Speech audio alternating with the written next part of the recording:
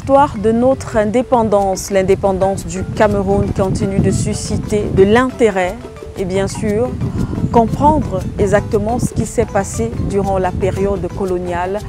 Les vrais récits, pas les récits des colons, pas le récit de ceux-là qui sont venus coloniser le Cameroun, mais le récit de ceux-là qui ont vécu cette colonisation, de ces Camerounais qui ont vécu notre véritable histoire. Histoire racontée effectivement par l'un de ses acteurs, le prince Kouma Ndombé III, à travers ses différents ouvrages. Et pour ce jour, il nous a offert ou présenté cet ouvrage, Nouvelles interdites. Dans ce livre, plusieurs aspects, plusieurs points de notre histoire, de la guerre d'indépendance racontés, bien sûr, à la manière, à sa manière, en ce qui concerne cette lutte de l'indépendance. Et ce qui nous a intéressé dans le cadre de cette édition, de ce numéro, c'est l'histoire du grand anniversaire du Petit Moussa. Vous verrez qu'à travers cette histoire, vous comprendrez exactement ce que les Camerounais ont vécu durant cette période coloniale, ce que les Camerounais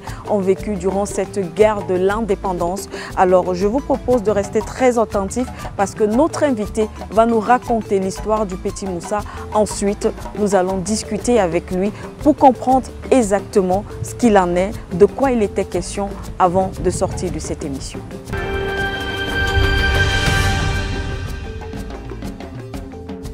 Je pourrais vous raconter beaucoup de choses aujourd'hui en 2025, mais ça ne sera pas authentique.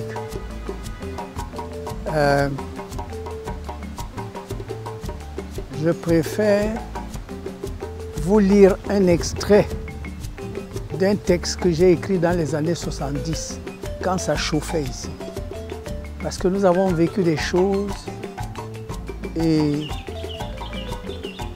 je ne pouvais pas ne pas écrire, j'étais très jeune. Mais tout ce qu'on vivait dans les familles, parce que les guerres, ce n'était pas seulement en brousse, tout ce qu'on vivait, j'écrivais. Donc, je préfère, au lieu de parler aujourd'hui en 2025 pour dire voilà comment ça s'est passé, ou de parler comme un historien, moi je préfère vous lire un texte, un vieux texte que j'ai écrit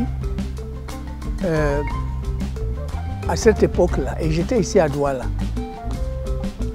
Mais ce que je vous prie de comprendre en écoutant ce texte, c'est que je ne pouvais pas mettre les noms vrais des gens de l'époque. J'ai changé les noms. Même les quartiers, j'ai changé. Parce que le livre a été quand même publié en France en 1978 aux éditions Fédérope à Lyon. Et pourquoi est-ce que c'est Nouvelles interdites? C'est parce que tout ce que j'avais écrit là ne pouvait pas circuler au Cameroun de l'époque. Mais j'ai eu la chance d'avoir un éditeur français qui a eu le courage. Et ce n'est qu'en 2012 que ce livre a pu être publié au Cameroun et qu'il a commencé à circuler.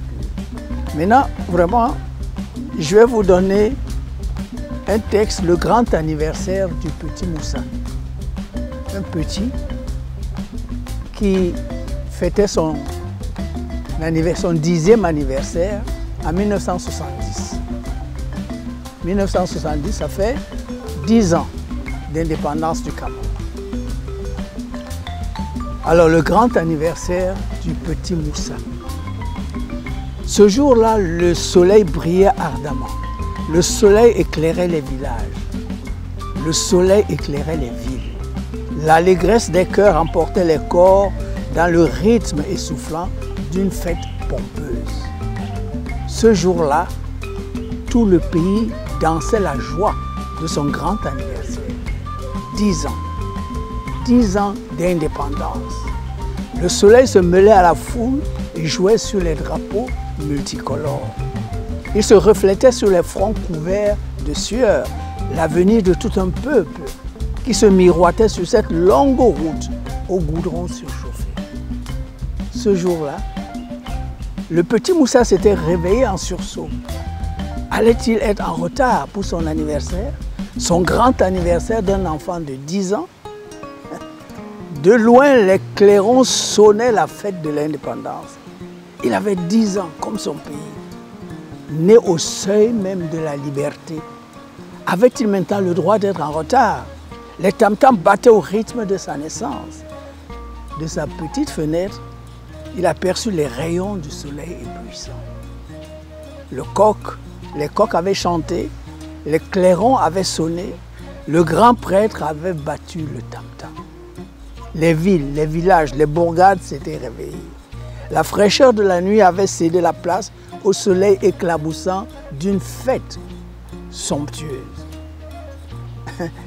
Les vieux étaient appelés à manifester leur joie. Les jeunes avaient attendu avec impatience le lever du jour de leur parade. Qui devait rester à la maison? C'était le grand jour des danses dans les rues, le grand jour des courses de pirogues, le grand jour des grands discours. L'anniversaire du père, de la mère, de l'enfant, la fête du petit-fils, la fête de l'aïeul. Comment saisir la joie de tout un peuple, sinon en la vivant pleinement dans l'enthousiasme commun? 10 ans. 10 ans de promesses de liberté, de promesses de vie. Le petit Moussa n'avait pas dormi de la nuit. Il tirait sa couverture au-delà de la tête. Il cherchait à s'enfermer dans l'obscurité la plus totale. Il cherchait à s'enfermer pour accéder au monde du lendemain, au monde des fêtes si longtemps attendu. Parfois, il retirait brusquement la petite couverture. Il la jetait par terre, s'asseyait sur son petit lit en bois de cola et regardait tout droit devant lui. Interrogeait-il son monde familier de l'obscurité ou voyait-il s'étaler devant ses yeux le monde des festivités? Maintenant, il devait se dépêcher pour aller rejoindre ses petits camarades de classe. Il avait vu des messieurs et des dames se diriger rapidement vers le centre. Ils portaient de grandes banderoles, des drapeaux de toutes sortes aux couleurs gaies. Qu'attendait-il encore là, à la maison? Un monde jamais vécu l'attendait au centre, au lieu du grand rassemblement. Moussa se dépêcha. Il fit rapidement ses travaux de maison, balaya la case, lava la vaisselle, prit un bain et se prépara pour partir. Il fallait rejoindre ses camarades au plus vite. Pendant qu'il se préparait, Moussa entonnait l'hymne national. Il aimait beaucoup le refrain et chaque fois qu'il le reprenait, sa voix claire vibrait. Même la vieille qui habitait la case voisine finit un jour par fredonner ce refrain dont elle ne pouvait comprendre ni les paroles ni le sens. Et Moussa lui-même, ce petit Moussa de 10 ans, comprenait-il le sens de cette hymne? N'était-ce pas le rythme de la musique, la cadence des pas qui l'incitait à reprendre sans cesse la même chanson? Mais il s'y ajoutait aussi cette fierté juvénile, cette puissance magique du mot indépendance. Depuis 10 ans, tout le pays avait chanté la même chanson. Mais qui comprenait vraiment ce qui était clamé si haut, chanté avec tant d'enthousiasme? Un jour, en secret, dans un petit coin, à l'abri de l'oreille indiscrète, un nouveau ministre confia à son ami que l'hymne national était l'œuvre d'un ancien colon, un instituteur bénévole qui légua cet héritage à ses enfants de cœur. L'héritage de quelques élèves colonisés devint le patrimoine de toute la nation. Moussa ne devait plus attendre, il commença à s'habiller. Quand il sortit son costume, quel habit merveilleux! La joie de vivre, la gaieté, le rythme et la souplesse, la jeunesse d'esprit, tout cela se reflétait pêle-mêle dans les couleurs de ses pagnes en soie. Moussa admira son costume, s'habilla et courut émerveillé vers sa mère. Il se tourna de tous les côtés dans son nouvel accoutrement. Il se tourna de... N'était-ce pas merveilleux? Ces 10 ans d'indépendance. Quel contraste! Dehors, le soleil rayonnait avec éclat. Mais Moussa était entré dans une chambre obscure, à peine aérée par une petite fenêtre en raffia. À côté, sur un petit lit en bambou, sa mère. La paralysie de son corps avait anéanti tous ses espoirs. 10 ans, sur un lit de bambou, dans une petite case sans lumière. 10 ans d'une vie sans promesse de vie. Le petit Moussa était entré rapidement, il connaissait l'emplacement des objets de la chambre et ne pouvait se heurter contre un obstacle quelconque dans cette pièce sans bleu. Sa mère, qui connaissait ses pas, ouvrit les yeux avant qu'il ne franchisse le seuil de la porte. Elle lui souriait. Ce sourire si affectif, comme si elle savait d'avance pourquoi son fils se précipitait vers elle. Un sourire d'amour et de reconnaissance. Moussa, ce soleil qui pénétrait dans cette chambre oubliée du monde, cette foule qui jetait la pétulance dans une petite case délabrée par les tempêtes de la vie. C'est toujours ce sourire qui accueillait Moussa chaque fois que sa mère devinait son entrée dans la chambre. Il se tourna de tous les côtés pour lui montrer combien il était bien habillé, combien il faisait honneur à l'indépendance de son pays. Il lui tint même un discours de Premier ministre et peut-être que pendant un instant, sa mère crut à l'avenir glorieux de sa progéniture. Peut-être, un jour, ministre, le pays n'était pas-il indépendant? Les chances ne devaient-elles pas être les mêmes pour tous? Mais elle n'y croyait plus. Elle avait cessé d'y croire. Elle ne croyait plus en rien. Elle savait seulement que son mari était mort. Et qu'il l'avait abandonnée trop tôt. Elle qui était encore si jeune dans son nouveau monde à l'aube de la vie. Quand Moussa sortit de sa chambre, une série d'images commença à défiler dans sa tête. Et l'obscurité devint atroce. La vie avec son mari, les premiers pas, puis la première séparation quand son mari partit se battre contre l'armée coloniale. Et un jour, cette annonce brutale de son assassinat par l'ennemi. Les débuts de sa maladie, le jour où pour la première fois elle ne put quitter le lit, la paralysie qui s'empara de tout son corps. Puis ce petit a abandonné à lui-même. Qui devait assurer son avenir? Quand un membre de la famille venait leur rendre visite, ils avaient de quoi manger pendant quelques jours. Et quand un ami laissait un peu d'argent, elle mettait la somme à côté pour financer la scolarité du petit Moussa. Mais quand personne ne venait. Sur ce lit de bambou dur, elle vit encore comment Moussa rentra un jour renvoyé de l'école. Personne n'avait pu lui acheter les livres. Or, chaque élève devait posséder ses livres. Il avait fréquenté pendant un mois sans payer la pension scolaire.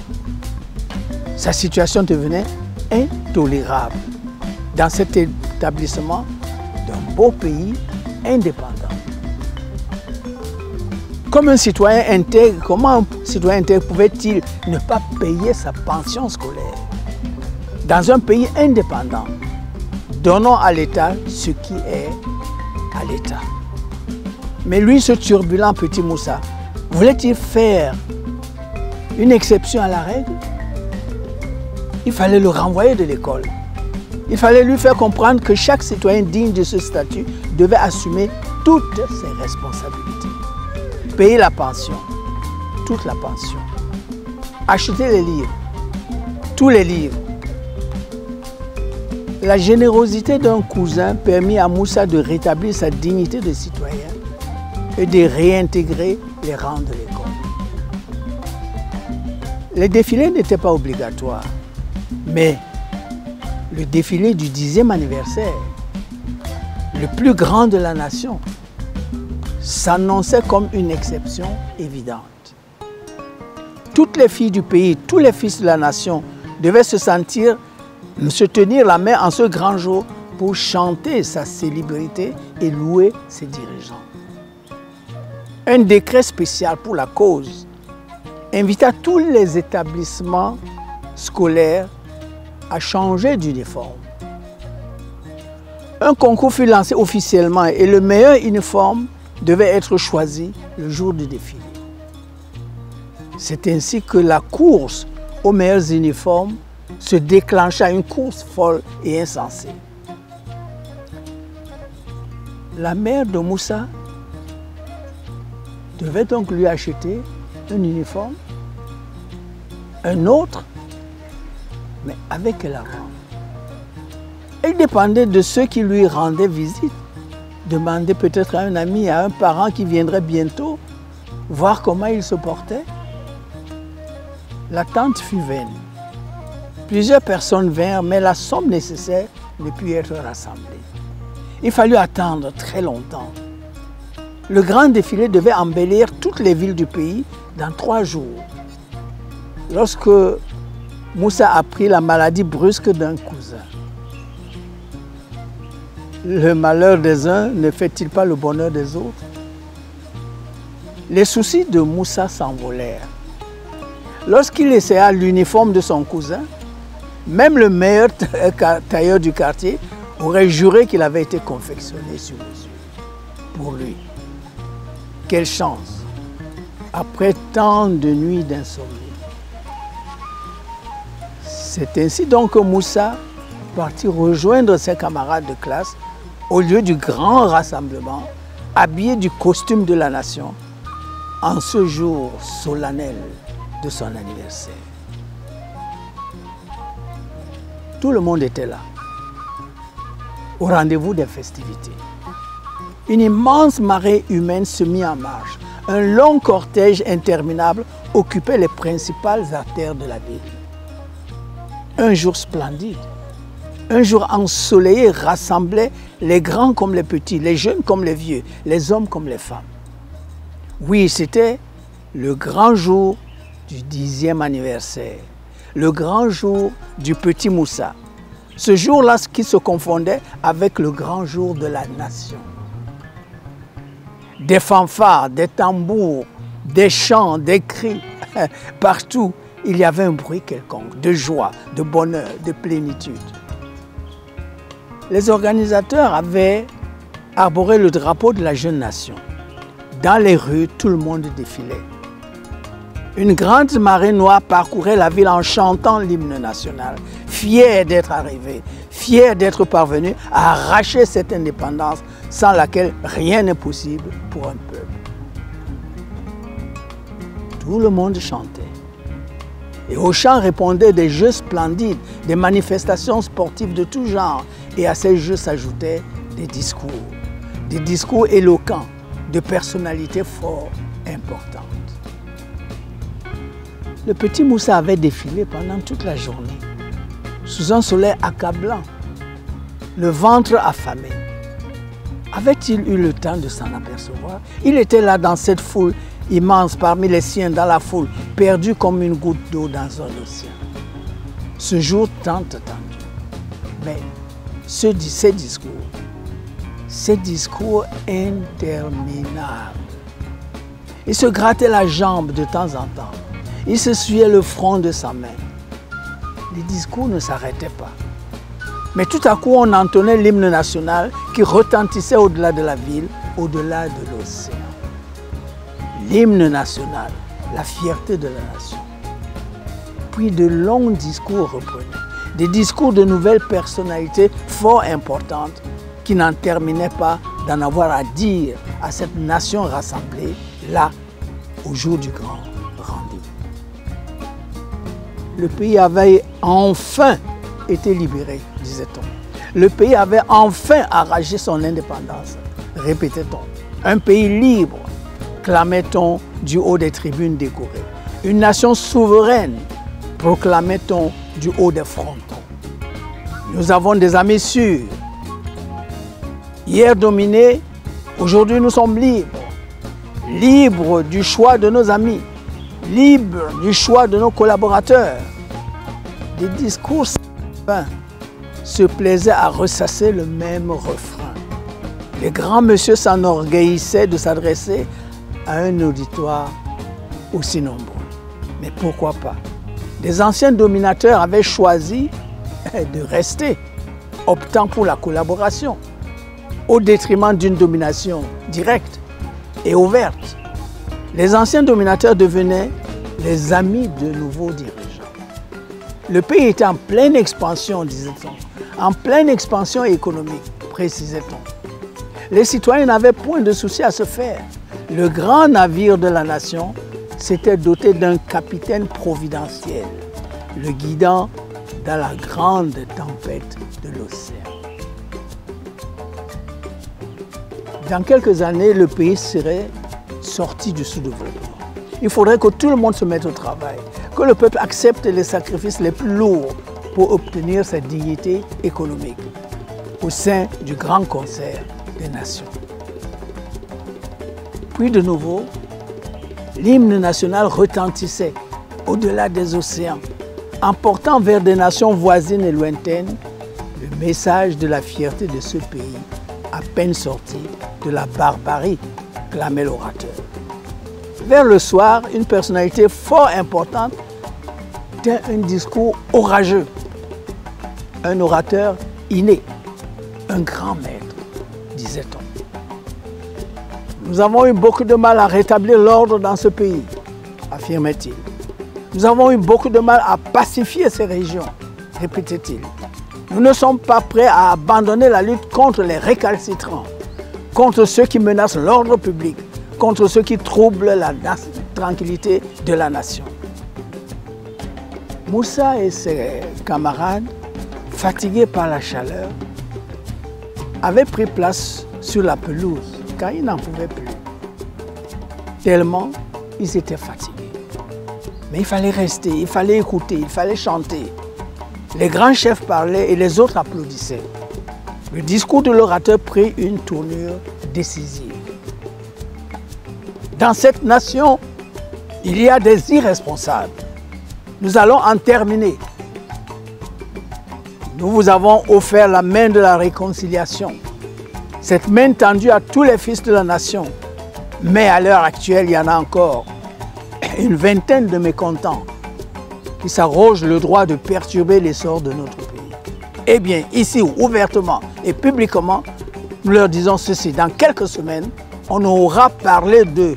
Ils auront vécu et tout le monde les aura oubliés. Les acclamations fusèrent de tous les côtés. L'hymne national, comme pour entériner la vérité de ce grand orateur, retentit de nouveau au-delà des mers et des océans. Le défilé se termina à une heure tardive. L'heure des réceptions officielles avait sonné. Dans le grand palais, on se pressait. Les dames de classe, les messieurs fort importants. Les autres, le reste de la nation, affluaient dans les différents quartiers de la ville pour continuer à fêter le grand anniversaire. Partout, des maisons individuelles comme des bars ouverts s'échappaient une musique de cha-cha-cha particulièrement chaude. Le makossa endiablé, le rhythm and blues venu de l'au-delà des nations se succédaient et orchestraient les acclamations. On dansait, on chantait, on criait de joie. Tout le monde était là. La nuit n'étant qu'un prolongement de la journée, les bars du quartier furent le prolongement du défilé. Une joie immense, une fête terrible. Les civils comme les militaires, tout le monde dansait au rythme du cha-cha-cha de l'indépendance. Puis, d'un coup, la situation changea. Comme une étincelle, un bar chic d'un quartier chic en fut le point de départ et donna le ton. Dans ce bar-là, dansaient, s'amusaient et buvaient de nombreux militaires qui clamaient la prospérité de la nation, louant son effort, louant son essor, vantant la venue providentielle du dirigeant suprême. Mais que s'était-il passé? Comment cela avait-il été possible? Un coup de feu fut tiré. Un coup de feu en plein milieu d'une fête de l'indépendance. Dans le bar le plus chic du quartier chic de la ville. Oui, un coup de feu abominable fut tiré de la fenêtre. Mais par qui? Personne ne le savait. On vit seulement un militaire s'écrouler. Il était touché, mortellement blessé. Il ne se releva jamais plus. L'alerte fut donnée, l'alerte générale dans toute la ville. Les militaires devaient reprendre la situation en main. N'y avait-il pas eu, vers la fin de la journée, ce discours orageux qui stipulait qu'il y aurait encore une vingtaine de récalcitrants se promenant quelque part dans le pays? On ne pouvait s'y tromper. Ce que l'on avait appelé les maquisards entraient en action. Ils en tuaient un. L'avaient-ils désigné? Ou alors exprimaient-ils par l'attentat qu'ils s'acharnaient sur ce qu'ils considéraient comme les représentants d'une institution malhonnête et antinationale, ne servant en rien les intérêts de la nation? Leur opération fut exécutée en quelques secondes. Les maquisards ne furent pas arrêtés. Ils avaient disparu comme ils étaient venus, sans avoir été aperçus par qui que ce soit. En moins d'un quart d'heure, la police était là. En moins d'une vingtaine de minutes, l'armée se trouvait sur les lieux. Tout le quartier fut encerclé. Les lumières éteintes, le couvre-feu fut décrété et personne ne devait sortir de sa maison. La ville était en deuil au grand jour du grand anniversaire. Puis dans cette nuit noire d'encre, dans cette nuit d'une chaleur lourde, la vengeance commença à pousser des cris d'une horreur inimaginable. Le quartier chic avait été encerclé. Mais les autres quartiers n'en furent pas pour autant épargnés. Lorsque l'armée fit sa descente dans le quartier populaire d'Assoum, ce fut le drame complet. « Restez dans vos maisons !» criait le haut-parleur. « Ne sortez pas de vos maisons si vous n'en avez pas reçu l'ordre !»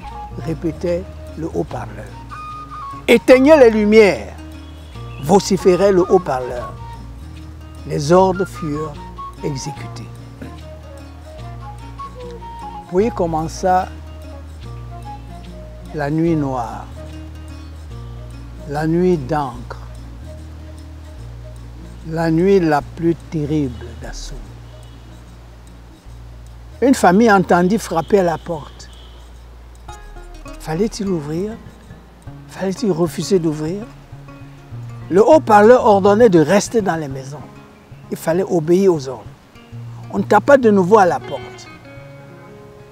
Les militaires donnèrent leur identité.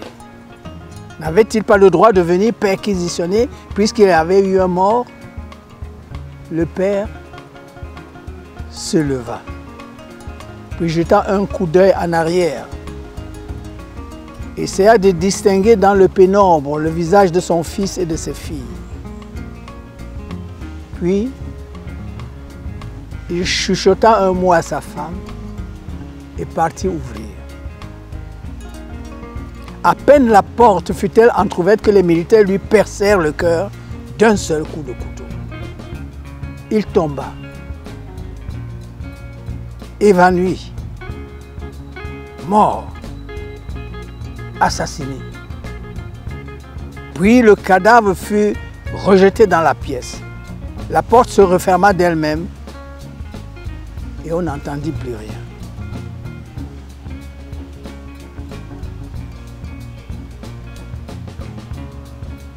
Plus loin, on frappait à une porte. Fallait-il ouvrir? Qui avait osé ouvrir? Quelqu'un avait ouvert. Et lorsque la porte fut à peine entrouverte, on lui perça le cœur d'un seul coup de couteau. Il fut assassiné et rejeté dans la maison. La porte se referma.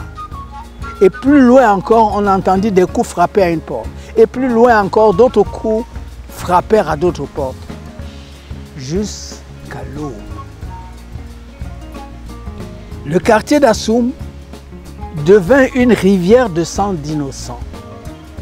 Vers 4 heures du matin, un jeune courageux put s'enfuir, on ne sait comment, et se glissait dans la mission catholique. Il alerta l'abbé. « Monsieur l'abbé, lui dit-il, il faut venir tout de suite. Si vous ne venez pas, tout le quartier va mourir. Il faut venir tout de suite. On est en train d'incendier la ville. On est en train de tuer des innocents. Nous ne savons pas ce qui s'est passé, mais nous savons que nous sommes en train de mourir. » L'abbé, surpris, ne posa pas de questions et commença à courir vite, très vite. Déjà le voilà interpellé. « Arrêtez, ne courez pas. Et le couvre-feu, vous n'avez pas entendu ?» Les mains en l'air, il protesta. « Mais je suis l'abbé, vous me connaissez? Qu'est-ce qui se passe? J'aimerais voir votre chef. » « Il n'y a pas de chef ici, retournez chez vous. Je vous dis que j'aimerais savoir où se trouve votre chef, insista-t-il. L'abbé était connu. C'était un grand, on le connaissait, on avait peur de lui. Je vous dis de retourner là d'où vous venez si vous ne voulez pas avoir des ennuis. Mais moi, je vous dis que je voudrais voir votre chef, obstina-t-il. Puis, il continua son chemin sans tenir compte de ce militaire qui braquait son fusil sur lui. Était-il fou, monsieur l'abbé? N'avait-il pas peur de la mort? Mais que se passait-il? Ce militaire n'en revenait pas. Finalement, il le laissa passer. Puis l'abbé se mit à nouveau à courir. Il criait: « Mais qui est votre chef? Je voudrais le voir. Est-ce un commandant, un chef d'état-major, un officier? Qui est-ce » Puis il alla tout droit devant un militaire décidé à lui barrer le chemin. « Écoute, maintenant baissez votre âme. Il faut que je voie votre supérieur. Sinon vous serez demain en prison. Vous me connaissez, non ?» Après avoir insisté longuement, l'abbé fut conduit auprès du commandant qui dirigeait l'opération. Ne sachant pas de quoi il s'agissait, il demanda tout d'abord au commandant d'arrêter, de donner l'ordre d'arrêter ce massacre. Car lui qui avait vécu dans ce quartier populaire d'Assoum pendant des dizaines d'années, connaissait bien ses fidèles. Et il ne pouvait comprendre comment ils auraient pu mériter un châtiment d'une sévérité aussi démesurée. Les pourparlers furent brefs. Le commandant donna l'ordre d'arrêter. Le soleil pointait à l'horizon pour annoncer l'aube. Le jour se levait sur une population terrifiée. On dénombra plus de 200 morts. En une seule nuit, le quartier d'Assoum perdit plus de 200 âmes sans qu'il sache pourquoi. Aucune explication. Et si le jeune homme n'avait pas eu le courage et la témérité de se faufiler jusque dans la mission catholique, et si l'abbé n'avait pas réussi à convaincre le commandant, combien de dégorgés, combien de poignardés, de fusillés. Le lendemain, la radio en parla. On annonça qu'il y avait eu, après les fêtes de l'indépendance, des petites bagarres dans la ville. Des bagarres insignifiantes de personnes irresponsables et saoules. Puis la radio donna le bilan. 2 morts dans le quartier d'Assoum. 2 morts et non pas 200 morts. assassiné froidement. L'affaire était donc classée. La ville devait reprendre ses activités normales. Aucune enquête ne fut ouverte. Aucune oreille ne se prêta aux doléances du quartier d'Assoum. Dans le pays, comme à l'accoutumée, les hommes allèrent au travail, les femmes allèrent au champ, les enfants allèrent à l'école. Le grand anniversaire de l'indépendance, le grand anniversaire du petit Moussa avait vécu un drame ignoble. Fallait-il payer si cher pour un anniversaire? On avait pu identifier les morts, des hommes, des femmes, des enfants. Le petit Moussa n'avait pas été identifié. Il ne figurait pas sur la liste des morts. Le petit Moussa avait eu une chance terrible alors. Peut-être n'était-il pas rentré à Assoum après le défilé. Le grand anniversaire lui apporta-t-il tant de chance qu'il échappa à ce massacre collectif? Et pourtant, n'aurait-il pas dû rentrer assez tôt pour rester auprès de sa mère? Était-il allé se promener dans les quartiers de la ville si tard? Et après, pourquoi n'était-il pas rentré chez lui? Comme la mère ne le voyait pas, elle pria quelques parents de s'en inquiéter. Elle n'omit pas de préciser que son petit se parait toujours du meilleur costume de l'indépendance. L'abbé lui aussi se mit à chercher Moussa, qu'il connaissait bien et qu'il aimait beaucoup. Le dévouement de ce prêtre fit de lui le point de référence des catholiques et des non-catholiques, des croyants et des non-croyants, tellement il faisait sienne la cause des autres.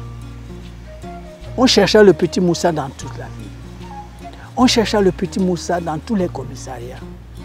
On interrogea les oncles, on interrogea les tantes, on partit voir les cousins, on partit voir les nièces. Tout le monde fit le tour de la ville sans que jamais personne ne put retrouver la trace de ce petit, mystérieusement disparu au jour de son 10e anniversaire. Les recherches n'ayant donné aucune suite, la mère du petit Moussa retint l'hypothèse que son fils, sans l'avertir, avait voyagé pour voir un oncle habitant à 300 km. Un oncle qui lui avait promis beaucoup de choses pour son anniversaire. Tout le monde se calma et personne ne s'inquiéta du sort du petit Moussa. Un jour, l'abbé travaillait dans son bureau. Lorsqu'un de ses élèves vint l'appeler d'urgence, la fosse des anses d'une maison commençait à répandre une odeur pestilentielle. Cette fosse très vieille aurait dû être détruite depuis longtemps. Alors l'abbé arriva sur le lieu et essaya de convaincre le propriétaire de la fosse d'en construire une autre afin que les voisins n'en payent pas les frais. L'odeur était nauséabonde, insupportable.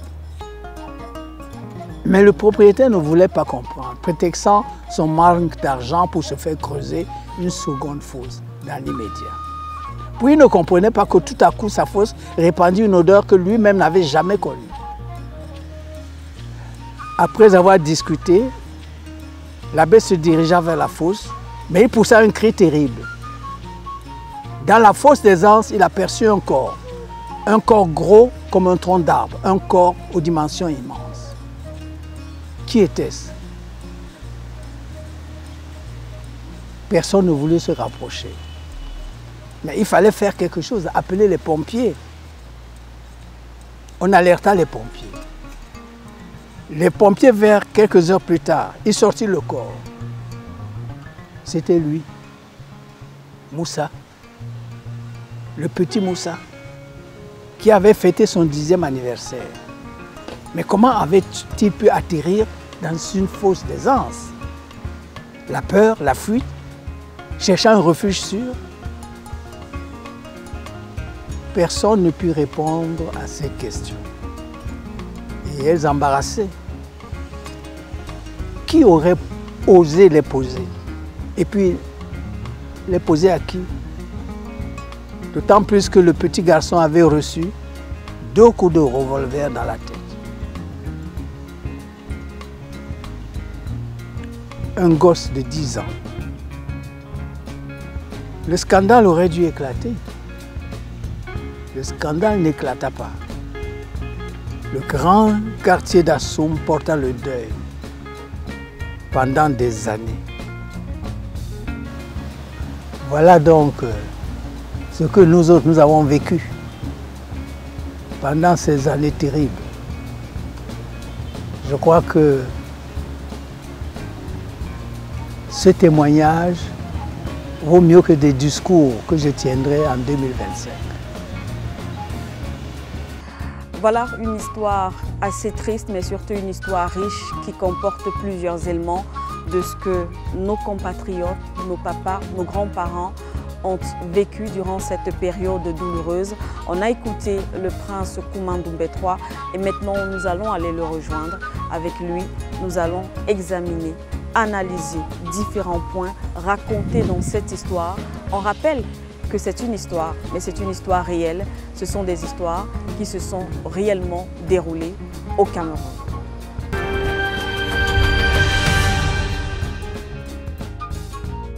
L'histoire du Cameroun racontée, vous l'avez donc suivie avec notre invité, le prince Kouma Ndoumbe III. À travers cette histoire, le grand anniversaire du Petit Moussa, contenu bien sûr dans cet ouvrage, Nouvelle interdite. Nous avons posé la question à notre invité, comment est-ce que cette guerre de l'indépendance s'est déroulée au Cameroun? Et il nous l'a conté à travers ces mots, à travers ce passage, ce chapitre, si je peux le dire ainsi, contenu dans cet ouvrage.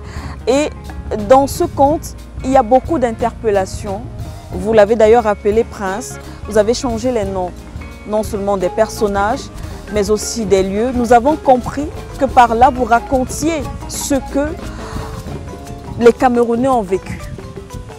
Et peut-être avant de rentrer à l'intérieur, en ce qui concerne l'histoire, ce qui attire quand même notre curiosité, nouvelles interdites. Des histoires interdites qui étaient interdites d'être racontées. C'était interdit. C'était très choquant. Non, oui. Toutes les histoires qui sont dedans, on ne pouvait pas les raconter. Puisque si vous osiez raconter une histoire comme ça, vous savez très bien où vous allez vous retrouver. Et beaucoup de familles, ce que beaucoup de familles ont vécu, c'est que, par exemple, quand on cognait comme ça la nuit, oui. Si on n'assassinait pas la personne, on vous la prenait, mais vous ne revoyez plus cette personne. Votre papa ou votre cousin, vous ne le revoyez plus. Et après, on a appris qu'il y a un endroit avec des crocodiles où on a les jetés, on les transportait par avion, on allait les jeter là-bas. Il faudra qu'un jour l'histoire du Cameroun soit dite. Vraiment, il faudra que cette censure qui est même intériorisée, parce que c'était terrible et les gens ont hérité de cette peur. Il faudra bien qu'un jour, cette partie de l'histoire du Cameroun soit dite. Et il serait bien si les survivants, on pouvait les interroger encore aujourd'hui avant qu'ils ne partent. Une histoire, Prince, quand même assez triste, seulement ce passage. On a vécu à travers cette histoire, lorsque vous racontiez, la douleur, on a ressenti la douleur. Comment est-ce que ces populations étaient massacrées, étaient tuées. Mais ce qu'on a également compris, c'est qu'il y avait justement une confrontation, ce qui nous ramène au débat qui est actuellement. On a compris qu'il y avait ceux-là qui étaient qualifiés de maquisards parce que vous les citez, vous les nommez effectivement dans ce passage. Oui. Oui, mais c'était le quotidien. C'était le quotidien. Moi, je me rappelle encore, j'étais en classe de 5e. Ici au lycée, enfin pas au collège Alfred Saker. Ok, à Daïdo. À Daïdo. Oui. Bon, et un jour, on a compris que les militaires sont venus, ils ont pris notre professeur de mathématiques et on ne l'a plus jamais revu. Ça se passait comme ça? Mais ça se passait comme ça. Je dis bien ce que moi j'ai vu, j'ai vécu, notre professeur de maths. Donc, ce n'étaient pas des gens qui étaient, quand on disait les maquisards, ce n'étaient pas des gens sauvages. C'était pas, enfin, ce que moi j'ai connu, j'ai vu. Effectivement. J'ai connu. C'était des gens respectables, mais qui se disaient non. Parce qu'il faut que les gens d'aujourd'hui se rappellent de ce qui s'est passé. Les gens luttent pour l'indépendance. L'indépendance, on leur arrache l'indépendance. Quand même, je crois qu'aujourd'hui, on doit le dire quand même ouvertement. Est-ce que le président Ahidjo, qui est devenu président, est-ce qu'il voulait l'indépendance? C'est quelqu'un qui disait que c'était trop tôt. Et les Oumyobé, tout ça, moi je ne suis pas dans les partis politiques, mais les Oumyobé, tout ça, ils voulaient l'indépendance. Eux, ils voulaient l'indépendance. Mais qu'est-ce que De Gaulle a fait? De Gaulle a donné l'indépendance à ceux qui ne voulaient pas l'indépendance. Parce que c'est comme ça, c'était la stratégie de Gaulle pour qu'il continue à contrôler les pays francophones. Quand vous voyez la Côte d'Ivoire, Houphouët-Boigny, c'était un ministre du gouvernement français qui est devenu président de la République. Senghor, c'était un ministre du gouvernement français qui est devenu président de la République du Sénégal. Et je me rappelle, bon, plus tard, Bokassa. Vous avez entendu parler de Bien sûr, en République centrafricaine. Voilà. Il y a une interview qui circule maintenant de Bokassa qui dit que lui, il était un militaire français en mission en Centrafrique comme président. Vous vous rendez compte? Bon, lui au moins, il a dit ça bon, parce que quand il a été déchu, tous les problèmes qu'il a eu, etc., et il a parlé. Et vous avez entendu parler Madame Gbagbo. Oui, Madame Simone, oui. Simone Gbagbo, oui. Qui disait que, mais comment? Dans les pays francophones, vous voulez faire, le président veut faire un conseil des ministres, il faut d'abord qu'il envoie le programme à Paris, à l'Élysée. Et que l'Élysée leur dise, bon, l'ordre du jour, vous pouvez parler ou ça, enlever ça. Et que si vous insistez pour parler de cet ordre du jour, il faut que ce soit discuté dans telle ou telle direction. Vous vous rendez compte? Et vous dites que vous êtes indépendant? Non, il faut quand même que les gens soient sérieux. L'Afrique a besoin de son indépendance. C'est ça le fond du problème. Et ce que nous, on a vécu là, c'était dans une violence quand même extrême. Vous, nous, jeunes ou enfants, vous vous rendez compte quand votre maître, votre professeur de tel ou tel, vous voyez comment on le prend. Et après, vous n'entendez plus jamais parler de lui. Ou bien vous savez que les voisins là, il y a leur enfant qu'on a pris, il ne revient plus. Mais c'est ce que nous avons vécu. Il faut il y en a marre, il faut qu'on laisse les gens parler. Et lorsqu'on vous écoute, parce que vous nous parlez de le petit Moussa, qui est l'acteur ou le sujet principal dans cet ouvrage, fêtait ses 10 ans après l'indépendance qui a été 1970. Alors voilà, donc on comprend que on sait qu'au Cameroun, on parle de 1960, la fête de l'indépendance. Plus 10 ans. Justement, plus 10 ans. Donc, on comprend que cette indépendance de 1960 n'avait pas été acceptée par certains Camerounais. Ne considéraient pas que... C'est pour ça que la lutte a continué. Oui, a continué. Oui, dans les années 70, presque au début des années 80. Et ça continue autrement aujourd'hui. Les gens ne sont plus dans les maquis, etc. Tout à fait. Quand j'entends ce que j'entends... Mais il y en a marre quand même d'être sous la domination des pays étrangers. Parce que même nos chefs d'État ne sont pas libres. Quand je dis toujours que les couleuvres qu'on fait avaler à nos chefs d'État, c'est terrible, c'est eux-mêmes qui savent. Parce que être un chef d'État dans un pays africain, c'est pas rigolo. Hein? Bon, maintenant, lui, il est aussi, même s'il n'avait pas compris au début, au fur et à mesure, il se rend compte de ce qui se passe. Mais maintenant, s'il se rebelle, on l'assassine. Hein? On l'assassine ou on lui fait un coup d'État. C'est ça, bon, mais ça, c'est la responsabilité des Africains de se libérer, parce que personne ne viendra vous libérer. Si vous ne faites pas ça vous-même, personne ne viendra vous libérer. Des histoires réelles, même si vous avez changé plus ou moins certains détails. Un autre point quand même qui a attiré notre attention, Prince, c'est la partie où on parle de l'hymne national de notre pays. Je suppose que, puisque ce sont des histoires vécues, ce sont des histoires vraies, cette partie également est réelle. Est-ce que vous parliez de l'hymne que nous chantons depuis des années, de l'hymne que nous avons appris sur les bancs? Est-ce qu'il s'agit de cet hymne national? Cet hymne a été rédigé, écrit par le colon. Bon, ça c'est un maître d'école colonial qui avait composé cette chanson. Vous savez comment nous on chantait l'hymne national? Dites-nous. Peu à peu tu sors de ta sauvagerie.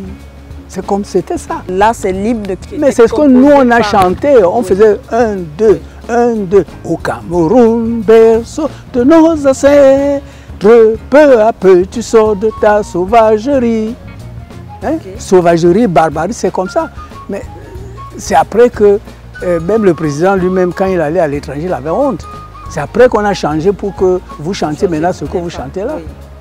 C'était ça. Alors comment est-ce que vous devenez indépendant et puis tu dis que tu sors de ta sauvagerie, tu sors de ta barbarie? C'est ça que nous on a chanté. C'est-à-dire que la colonisation était même mentale. Mais elle est toujours mentale. Regardez les programmes scolaires d'aujourd'hui. Est-ce que ces programmes scolaires vous permettent de vous libérer? Vous êtes toujours les esclaves des autres dans les programmes scolaires qu'on donne. Vous avez entendu la chanson que ça fait que moi, même aujourd'hui, je n'arrive pas à chanter comme vous. Parce que c'est ça qu'on devait chanter, c'est-à-dire que tu dois intérioriser ça. Donc quand on a même changé l'hymne pour que ce soit un peu plus poli, etc., oui. Nous autres de notre génération, je n'arrive même plus à chanter ça. Parce que c'est ce peu à peu tu sors de ta sauvagerie. Autrefois tu vécus dans la barbarie. C'est ça, c'était ça l'hymne national. Donc vous croyez que c'est un Camerounais qui avait écrit l'hymne comme ça? C'est pour ça que il faut libérer l'école au Cameroun. Il faut libérer l'école pour que les gens sachent qu'est-ce qui s'est passé avec leur pays. Et ça, ce n'est qu'une petite tranche de l'histoire. Une histoire qui semble nous rattraper aujourd'hui, Prince Kouma. Vous êtes forcément au fait de ce qui se passe actuellement en ce qui concerne les héros, la guerre de l'indépendance. On a l'impression effectivement que nous avons peut-être lésé ou négligé notre propre histoire et aujourd'hui, elle nous rattrape et crée ces divisions que nous observons. Mais est-ce qu'on apprend l'histoire du Cameroun? Moi, je suis professeur d'histoire, de rang magistral. Je dis seulement bon. Est-ce que c'est l'histoire du Cameroun dans vos programmes scolaires? Est-ce que c'est l'histoire du Cameroun qui est là-dedans? Et j'interpelle le gouvernement du Cameroun, les ministres chargés de l'éducation. Il faut arrêter le massacre. Moi, je suis professeur des universités. Il faut arrêter le massacre. Quand j'enseigne en France, l'histoire de la France, c'est-à-dire que c'est en plein dedans, enfin, l'histoire de la France, vue par les différentes tendances, etc. Mais l'enfant apprend l'histoire de la France. Quand j'enseigne à Berlin, mais l'enfant, c'est-à-dire que c'est l'histoire de l'Allemagne dans toutes ses facettes, avec toutes ses contradictions. Bon, mais quand tu es ici, c'est bizarre. D'abord, tu n'apprends pas vraiment l'histoire de ton pays. Tu n'apprends pas vraiment l'histoire de l'Afrique. Même si on essaie un peu de faire des efforts, mais des efforts très timides. Il faut ouvrir le débat scientifique sur l'histoire. Vous voyez, et bon, mais les gens, je dis, ce n'est pas de leur faute. Quand ils n'ont rien appris à l'école, sur leur histoire, et que même dans les... Bon, maintenant il y a les télévisions, etc., chacun se lève, il n'a pas de document vrai. Ou alors peut-être il a ramassé un bout de feuille quelque part, il brandit ça comme grand document, il ne sait pas que dans cette histoire-là, si tu trouves un document, tu dois fouiller pour voir si tu ne trouves pas d'autres documents qui contredisent ce que tu as, etc. Non, on brandit ça. Et puis maintenant, bon, nous sommes dans un pays qui a été tribalisé. Ce pays n'était pas comme ça. Quand nous, on était enfants, là, il n'y avait pas ce tribalisme. Moi, je ne connaissais pas ça. Ça s'est développé au fur et à mesure. On sait que qu'est-ce qui est la cause? Est-ce que tout ça a à voir aussi avec notre histoire, notre passé? Mais c'est-à-dire que, comment est-ce que moi, j'ai les petites explications? Je vois que, à partir du moment où vous n'avez pas réussi votre indépendance, et que maintenant, M. de Gaulle gère les choses de telle manière que vous soyez sous sa domination. Mais maintenant, ceux qui sont au gouvernement, ils sont obligés de trouver comment ils peuvent gérer ça. Et c'est très très compliqué. À ce moment-là, on se rabat sur les siens. Pour sécuriser. Ce n'est pas propre au Cameroun. Vous analysez la plupart de ces pays-là, c'est ça. On se rabat sur les siens, donc c'est les tiens qui peuvent te donner la garantie de rester là, même si toi-même tu comprends que là où tu es là même, tu ne peux pas faire grand-chose pour ton pays. Bon, mais finalement, tu finis par te dire, ok, comme je ne peux pas vraiment faire quelque chose pour mon pays, je fais au moins pour moi-même. Et c'est pour ça que vous avez ces enrichissements absolument extraordinaires, où on se dit, mais il fait quoi avec tout cet argent-là? Donc, ce n'est pas parce que les gens sont mauvais ou que les gens sont méchants, mais ils sont dans un système. Parce que quand tu dois envoyer à Paris ton programme du Conseil des ministres, quelle est encore ta marge de manœuvre? Bon, et à un moment, tu te dis, bon, il faut que moi-même, je vois comment je peux, c'est-à-dire sécuriser mes arrières. En tout cas, merci à vous, Prince Kouma Ndombé III. Merci pour cette, je ne veux pas dire belle histoire, même si elle est belle parce qu'elle nous rappelle notre histoire, même si elle est également douloureuse. Est-ce que vous avez peut-être un dernier mot, un message à travers ce récit, à travers ce que vous nous avez raconté dans le grand anniversaire du Petit Moussa? Oui, mais vous savez,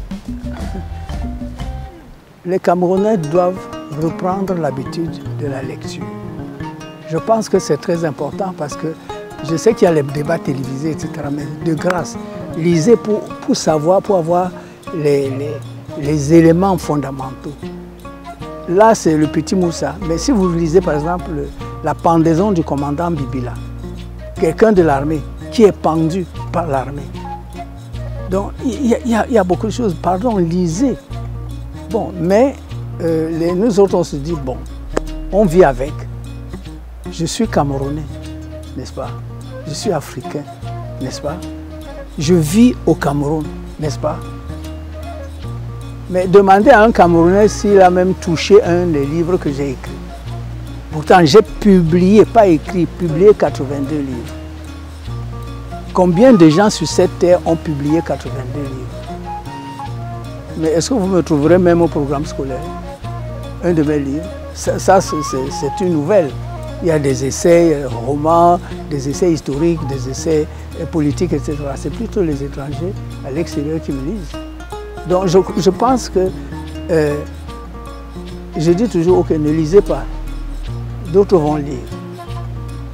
Ne mettez pas au programme scolaire. On me paye les billets d'avion pour aller, c'est-à-dire, comme le ministre à Vienne m'a appelé une fois, il a appelé tous les professeurs qui enseignent les langues, et l'allemand, etc., et la littérature, pendant 3 jours, pour décortiquer mes 13 livres que j'ai publiés en langue allemande. Et quand ils ont dit qu'ils veulent aussi faire ça au Cameroun, oui.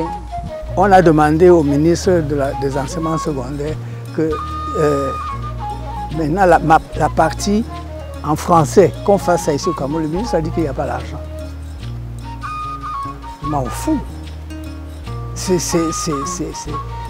Est-ce que ça c'est vieux ça? Bon, maintenant, L'année prochaine, je vais aller en Allemagne parce que les gens qui enseignent sur la base de mes livres, Oui. ils veulent que je vienne discuter avec leurs experts et leurs étudiants, etc. Bon, je suis Camerounais, moi j'ai décidé que je vis au Cameroun, je ne vais pas vivre à l'extérieur. En tout cas, merci à vous, Prince, parce que notre histoire doit être dite, notre histoire doit être connue, notre histoire définira forcément notre avenir. Merci infiniment, en tout cas, pour cette merveilleuse histoire et on se retrouvera certainement. C'est pour l'intérêt.